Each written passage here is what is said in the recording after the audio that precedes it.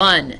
Given this equation, how many moles of lithium hydroxide are required to react with 20 moles of carbon dioxide?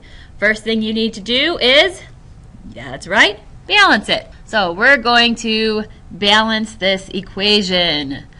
So as you work through, I've got 1C, I've got 1C, I'm good. I have 1 Li, I have 2 Li's. Oops, means I need 2 Li's over here.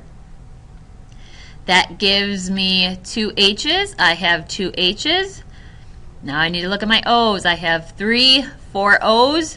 I have 2 plus 2, 4 O's. Easy balance, only one coefficient to add. So now let's start the problem. First thing I'm going to look for is what am I given? Well, I am given 20 moles of CO2. So this is where I'm going to start my problem. So we always start with what's given. So I've got 20 moles of CO2. And then I times the line. I know I want to get rid of moles of CO2, so that's going to go on bottom. And if I have moles, my options are to change it to moles or to change it to grams. So now let's see what I'm looking for. So my question asks, how many moles of lithium hydroxide? Sorry for my circles, they're not very good. But this is where I need to end.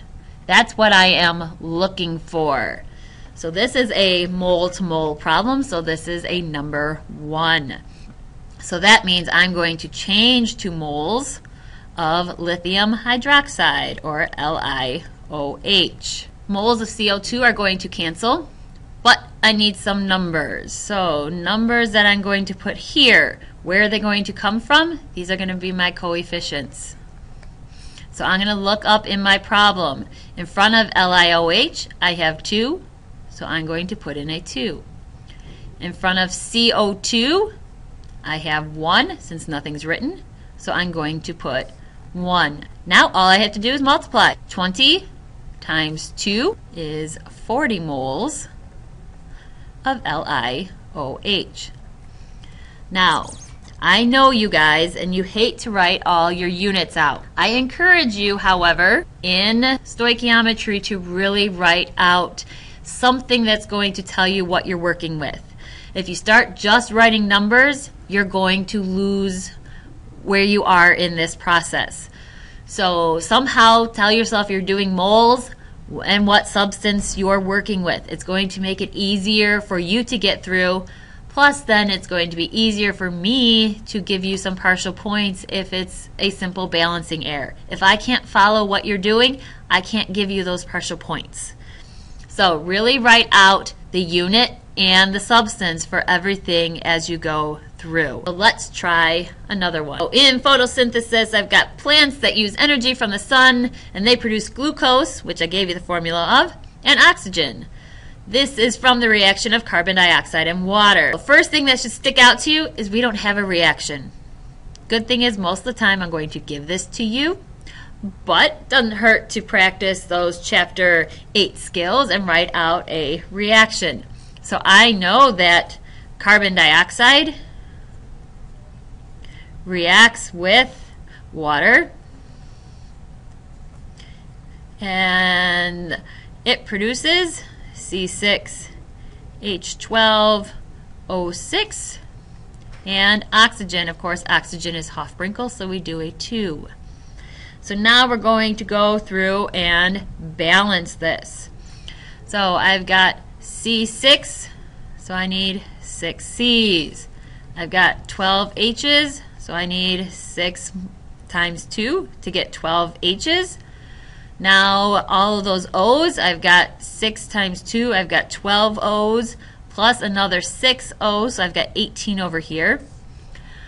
I've got 6 already over here, so I need 12 more. So 6 times 2 is 12, so we have a balanced equation. So now we got to figure out where am I starting this problem. So what am I given?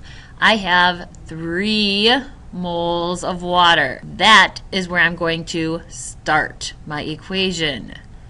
So again, starting with what's given. So I have 3 moles of H2O. And I am going to times the line. Knowing that I'm not going to stay in moles of H2O, I'm going to put it on bottom. Now I'm going to have to figure out what do I want to end with. Looks like it's asking me what mass in grams. So I want to end up with what mass of glucose. So there's my ending. I know I'm going to end in a mass.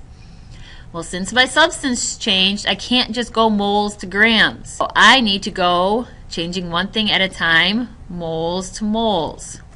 So I need moles of C6H12O6. So now I need numbers. So if I have moles over moles, I'm going to plug in my coefficients. So moles in front of C6 is 1. Moles in front of H2O is 6. My moles of H2O are going to cancel. I'm in moles of C6H12O6. Then I'm going to times the line, because remember, I'm looking to end in mass.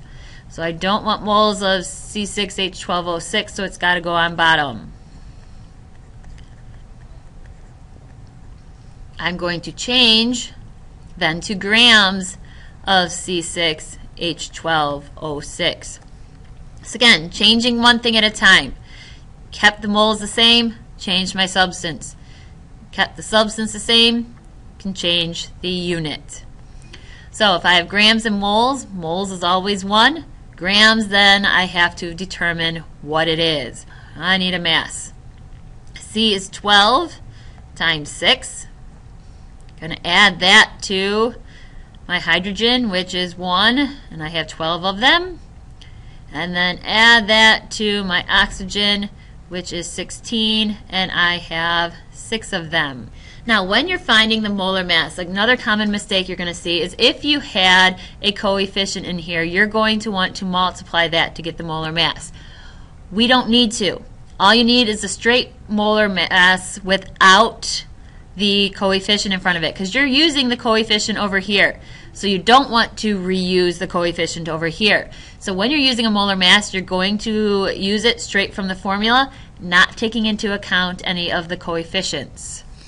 So when we add this all up, we get 180 grams, and I just have to do my math. So I'm going to multiply all the tops. Remember, this is considered a top because this can be over 1.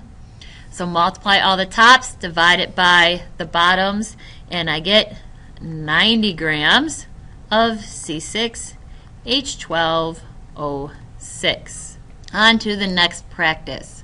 So given the reaction, which is nice, I gave it to you, we want to know how many moles of NO are formed using 824 grams of NH3 and excess O2. So first thing you need to do, balance it. Always check if it's balanced. Don't assume that when I gave it to you that I balanced it for you, because most likely I didn't. So we're going to start with nitrogens. Nitrogens are balanced, so let's go hydrogens. I got 3 and I've got 2, so I'm going to put 3 and I'm going to put 2. Well, this now changed my nitrogens, so I need 2 nitrogens over there. On to O2s then. I have 2 and I have 2 and 3, which is 5. Well, 5 isn't divisible by 2. So remember, our rule of thumb, we're going to look then at what is making that odd and double it. So our 3 is going to become a 6. Well, now that changed my hydrogen. So now I have 12 hydrogens, so I need to make 12 hydrogens over here. So that's going to give me 4. Now I have 4 nitrogens, so I need to change this to 4 nitrogens. And now go back and look at my oxygens again. So over here I still have 2. Over here I have 4 plus 6, I have 10. 10 is now divisible by 2, so I have 5 oxygens. So where am I going to start? Well, let's see. What do they give me? They give me 824 grams of NH3, so this is where I'm going to start my problem. So I have 824 grams of NH3. 3. I'm going to times the line. I know I'm not going to work with it because that's where I'm starting at, so I'm going to get rid of it right away on the bottom. Now, I don't like working in grams. We like working in moles, so we're going to change it right away to moles. Now be careful, we can't go straight to moles of NO. We'd be changing too many things at once, so I have to go to moles of NH3. One thing at a time. So 1 mole, grams of NH3. So let's see, N is 14 plus 1 times 3. So we have 17 grams of NH3. So my grams can now cancel. Times the line. Moles of NH3, we want to get rid of it, so we're going to put it on bottom. And now we got to figure out where am I going to stop. I know I'm going to change substances, so I'm going to change it into moles of NO because that's what it looks like I'm ending with. And indeed, I'm ending in moles, so this is going to be where I need to end. So I don't need to go any further, so I know I'm going to have an equal sign. So now moles of NH3 are going to end, but I need some numbers. Again, moles over moles, I'm going to use, that's right, the coefficients. So moles of NO is 4. Moles of NH3 is 4. And I just need to do the math. So I get 48.47 moles of NO. Again, you'll notice, just like the last one, here's our heart. Can't do the problem without the heart. Last example. And of course, I didn't give you the equation, so as we read through this, let's see if we can put together an equation. So laughing gas, N2O, is used as an anesthetic in dentistry. Produced when ammonium nitrate is decomposed. So we probably have to start with ammonium nitrate. So we have NH4, NO3. It's going to decompose, so that's the only reactant, into N2O, and it also produces water, H2O.